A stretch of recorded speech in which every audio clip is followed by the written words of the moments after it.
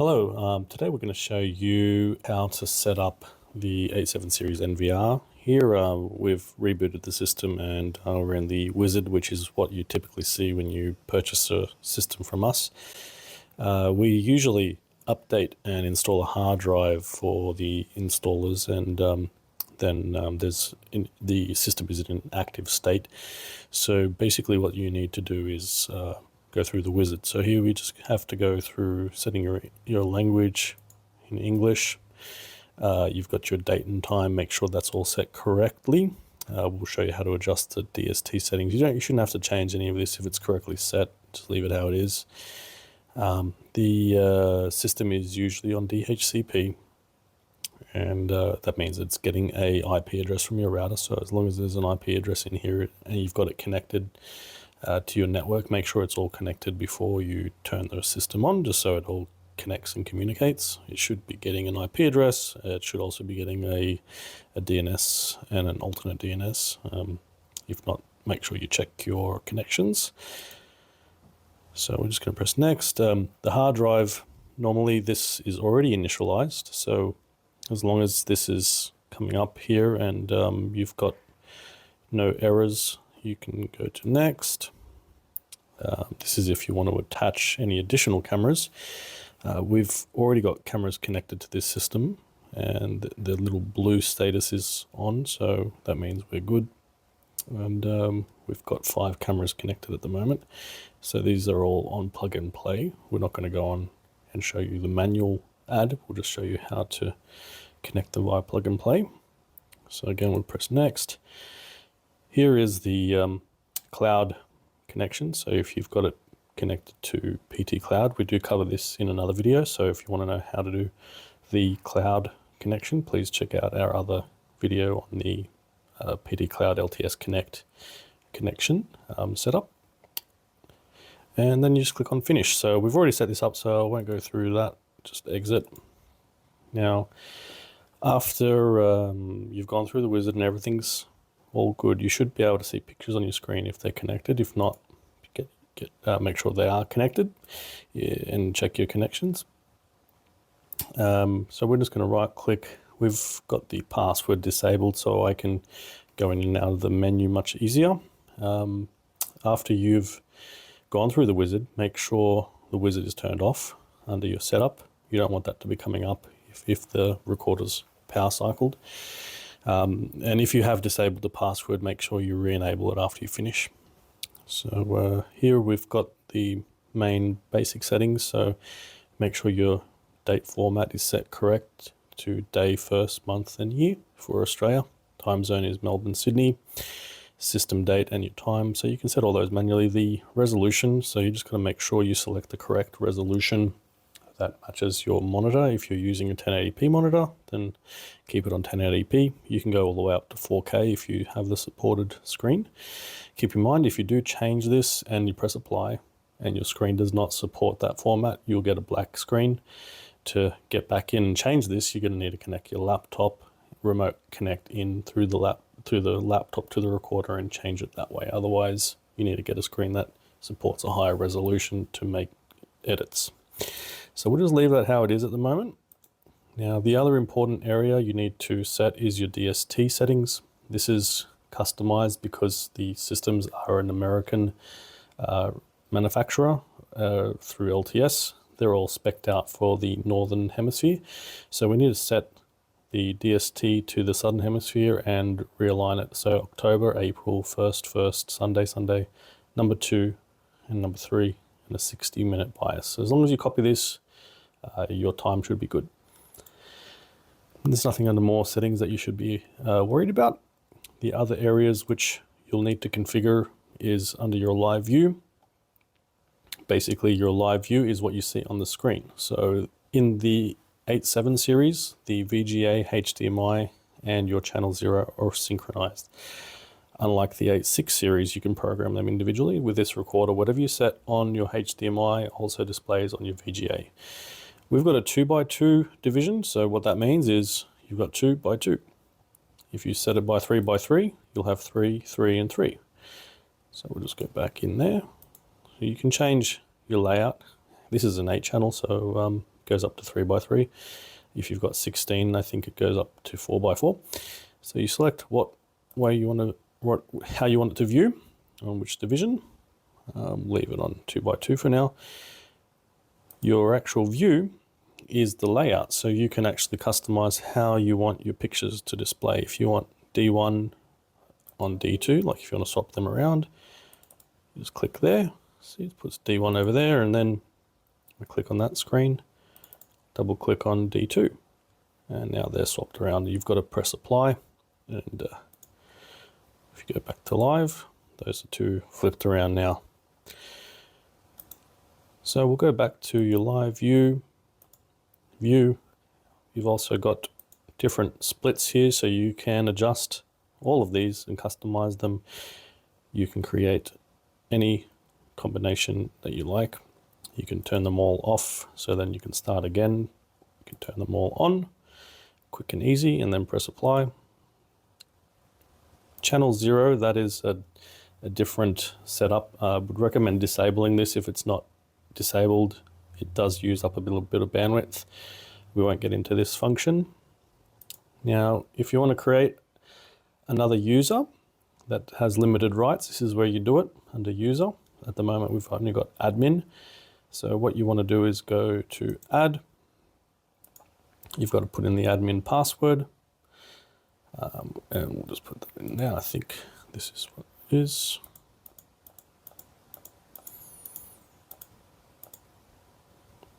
And just put in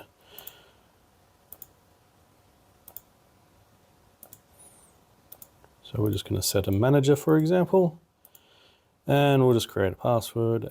This is a very weak password, so please do not copy this password. You need to make sure you use strong passwords and you remember them.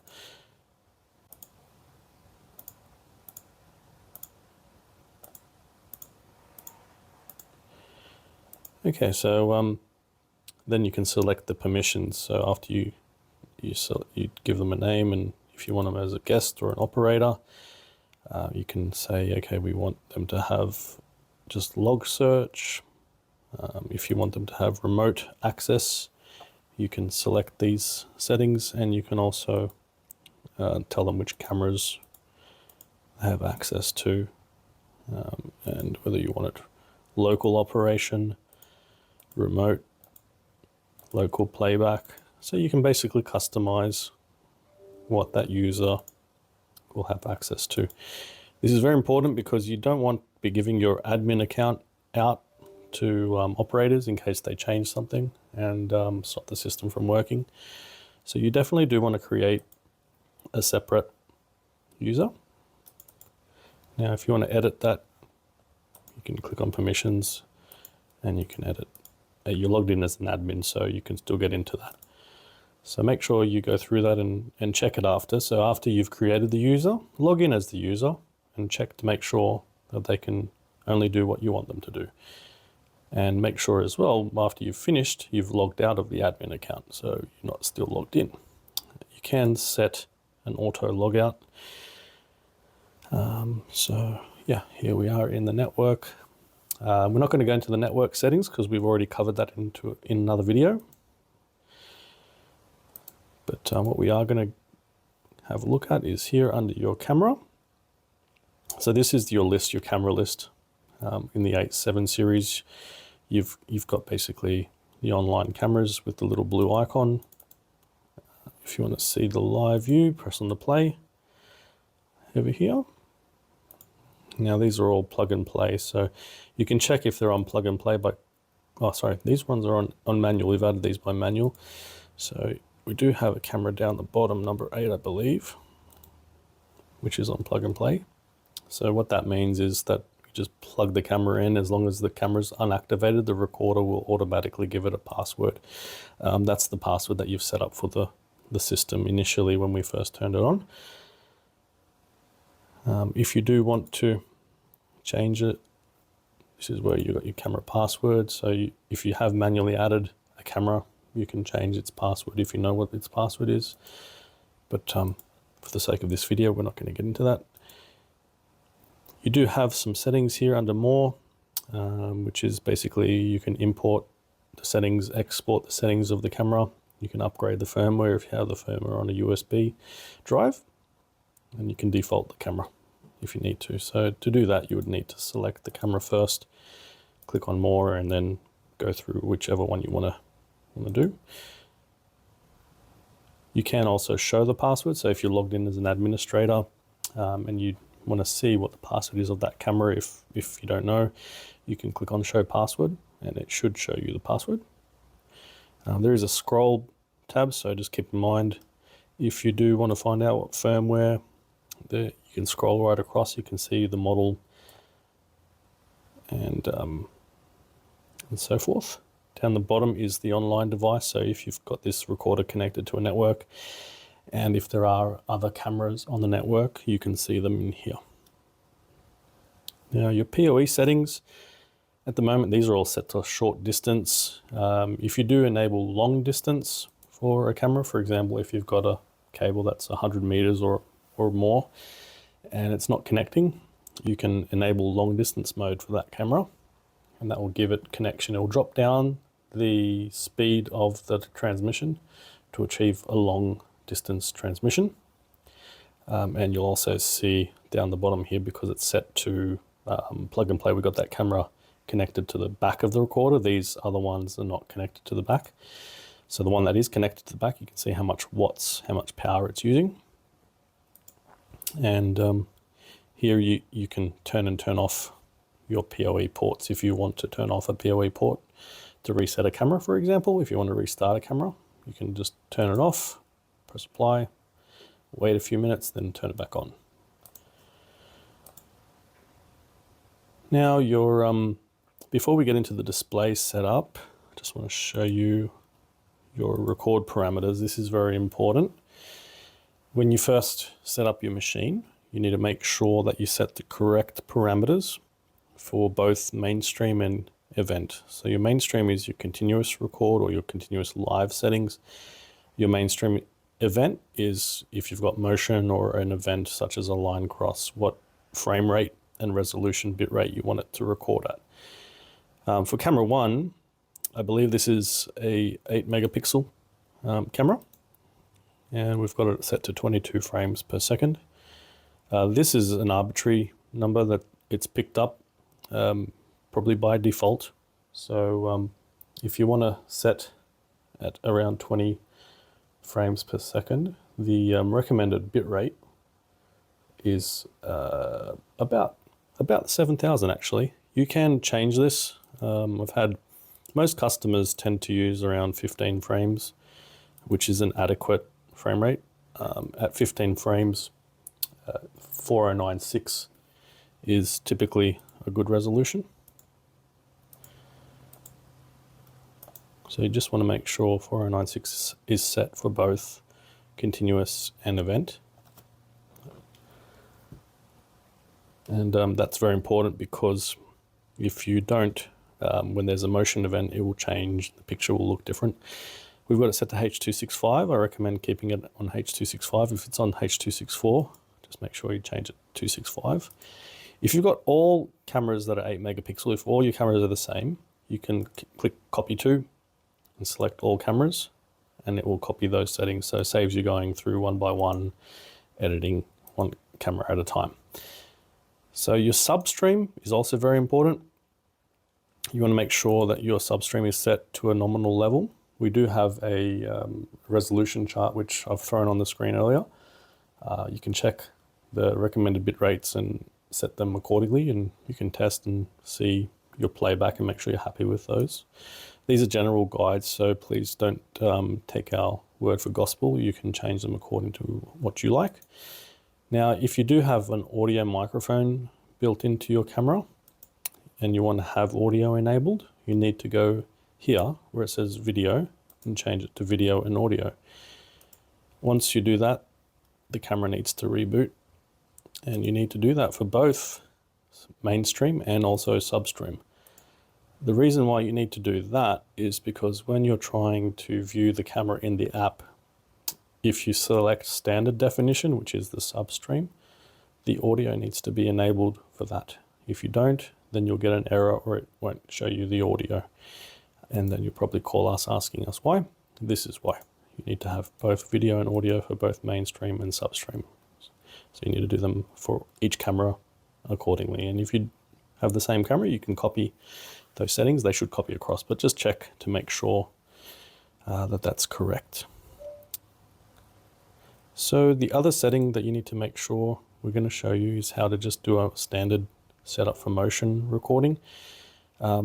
Before we do that, we just need to make sure that the hard drive is good. So under storage, we've got the hard drive here. Currently it's full because it's been recording for some time.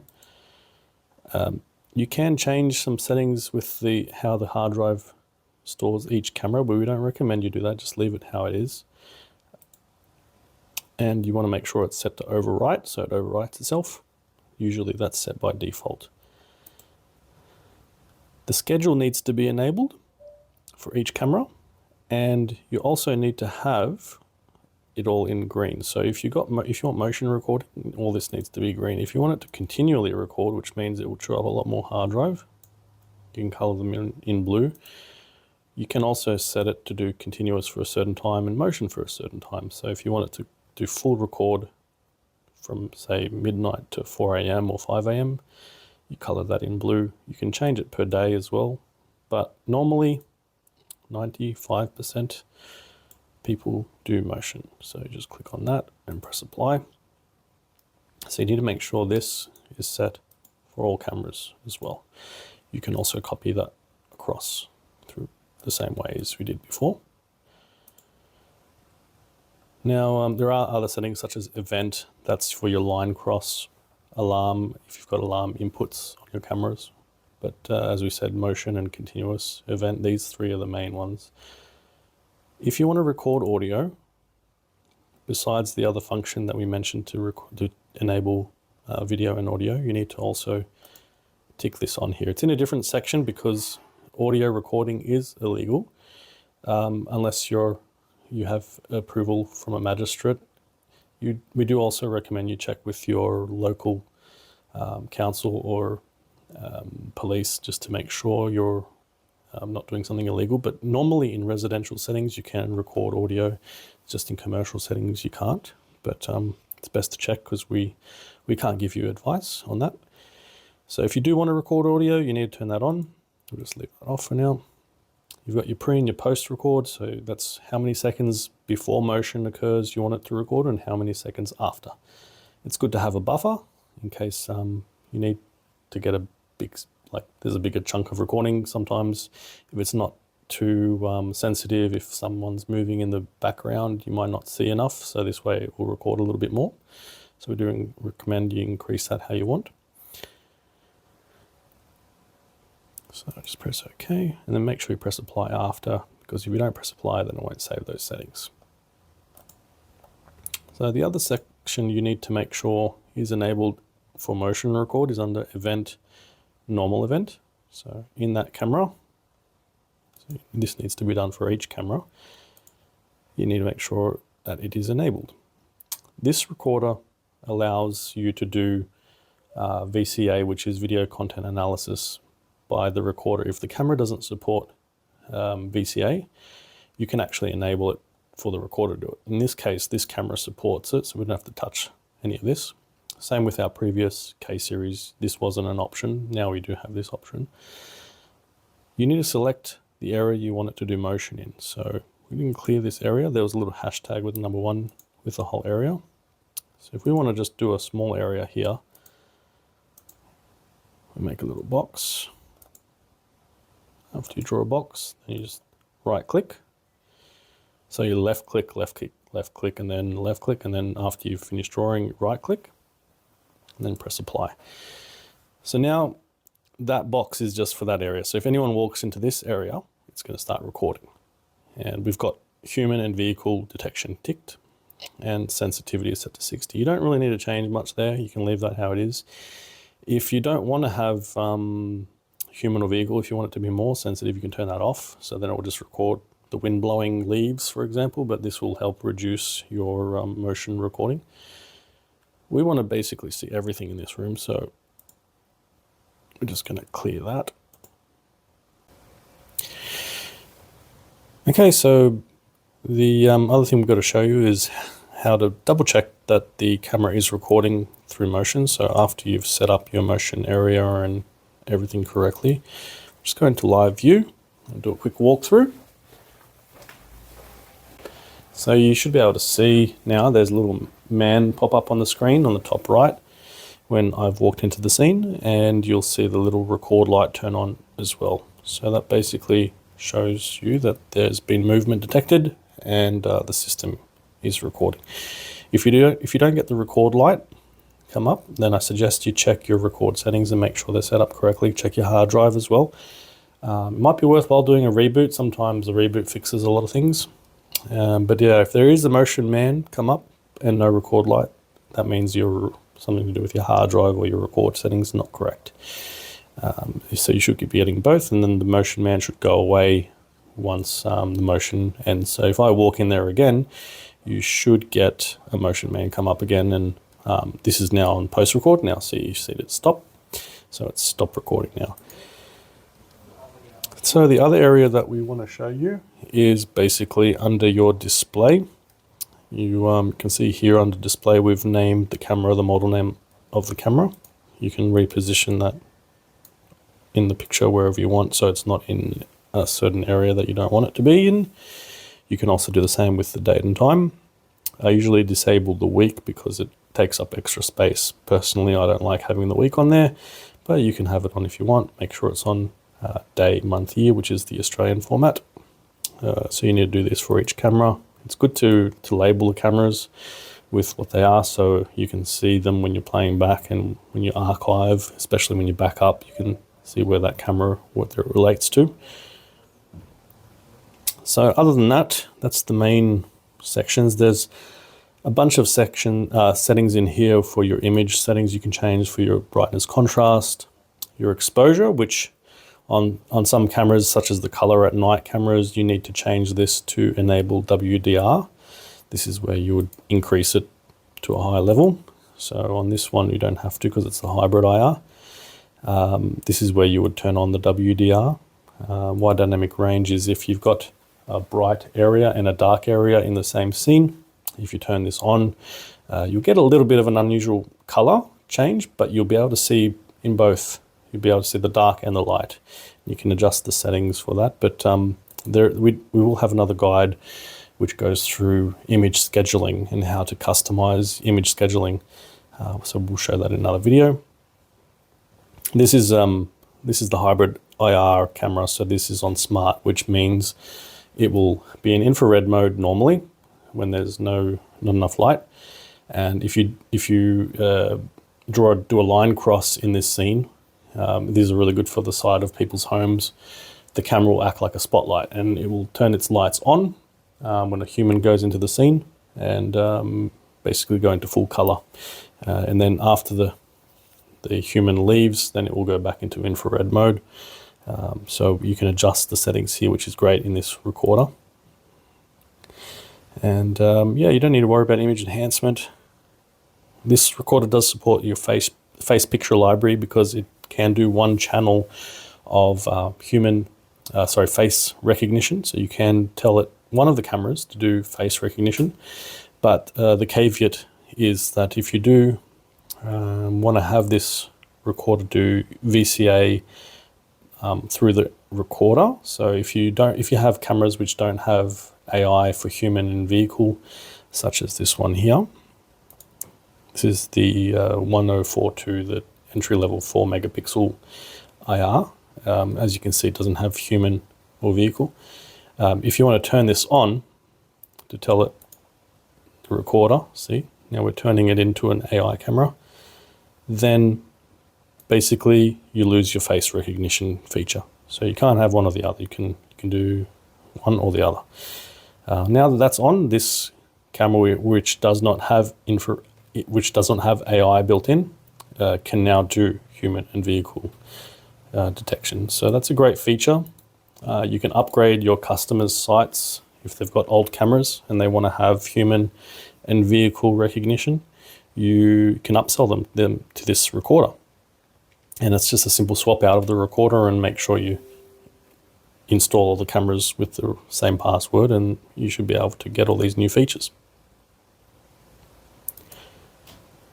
So that's about it for this recorder, guys. Thanks for watching.